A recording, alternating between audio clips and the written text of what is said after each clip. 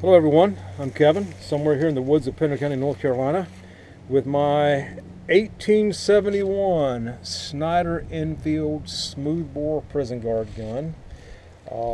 This roundel here is hard to read, but I believe that says Fort William Arsenal in India.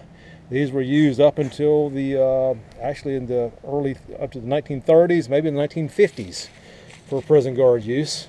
This started out life, I believe, as a two-band short rifle that was reamed out, got rifling reamed out. This one is now, it has a bore of .603, got fixed sights. It is a Mark III Snider, has a steel barrel. It has obviously seen a hard life. When I got it, it had a few issues I had to deal with, a couple missing parts. But anyway, hopefully it's going to be a good functional gun today.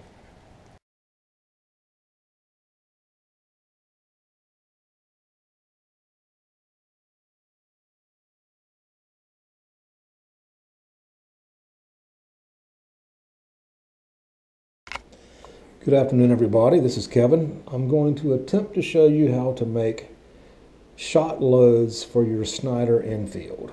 I have primed brass. I have a fake Snider chamber that I turned out of aluminum to get the correct length of the cartridge. Got GoX 2F powder, card wads, lubricated wads punched out of a t-shirt. Got a mixture of mixed birdshot, 2 or 3 different sizes. The bag's dry rotted, so I just poured them all into one bucket.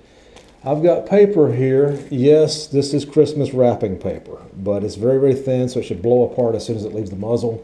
I just did one. Hopefully I'll be able to make these work. First step, I'm going to prime. I'm going to use the Lee 3.7cc dipper with the GoX. It'll give me close to the original load. Get that in there. Then 2 card wads. I don't know why 2, that's just what I decided to do. I don't know if 1 will work or if I need 3 or whatever. 2 card wads. 1 lubricated, this is punched out of a t-shirt and soaked in molten lube. Put that in there nice and tight. Get the lube in there. All the way down. Okay, next up I'm going to roll the shot bag. This paper is, like I said, Christmas paper. It's about 6 inches by 2.5 or so. I just did this by trial and error to see what size I needed. On my little forming thing here, I did drill all the way through because the first time I tried it, it wanted to sort of draw a vacuum and suck it back out. So just give it a try. Anyway, roll this nice and tight. Doesn't have to be perfect. Put the case inside the dummy chamber. Twist the bottom end there. Stick it in there. All right, and this takes a little bit of persuasion to get it to start coming out without drawing the paper back out. So then I'm going to take my mixed load of shot, which I think was 300 and I don't remember how much it was. Anyway, dump that in there. This is 2 or 3 different sizes of mixed birdshot. Twist that. Take a piece of string. Tie it in there tight. I'll tie it again. I don't know if it's going to matter.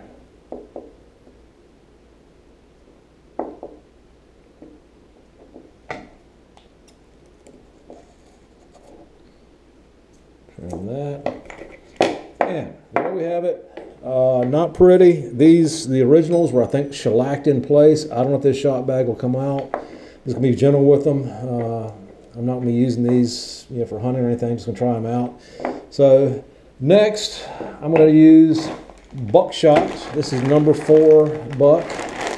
And then I'm going to try some round ball, 60 caliber round ball, and even try a bucking ball.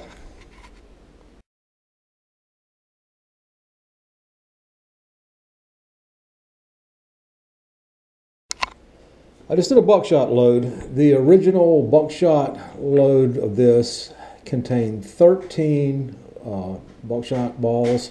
I don't know what size they used. I'm using number 4 buck. That's what I had. Counted 20 balls, brought it just up here to the top there. So this round should be just about the maximum length. I turned this to be the maximum length of what the cartridge should be. So this should chamber. I'll give it a try on the range. So I'm just doing buckshot in red so I'll know the difference. Okay, I'm obviously not going to chamber this. I'm going to chamber it just for test. I'm not going to close the breech block. But just show you the importance of making sure your round is not too long. The maximum call for about, I think, 2.45 inches. This will just barely chamber. That way, I know it'll fit. It's not too fat to go in. That's why I made this dummy chamber here for the maximum length and diameter, so I know it would fit this gun. Okay, that's all done. I've got several loaded here. The green bags have birdshot. The red bags have buckshot. I put 20 of the number 4 buck in each one. These others that look like they're empty, actually this one is the normal powder charge for the wads and just a lubricated 600 caliber ball in there. Then we have buck and ball, there's powder, the wads, 8 of the number 4 buck in there, 160 caliber bullet on top. And then finally, double shotted 60 caliber. This Trapdoor Springfield actually had a guard load that had 3 45 caliber balls in it. This with the powder is only going to fit 2 of the 60 caliber balls. We'll see how it goes.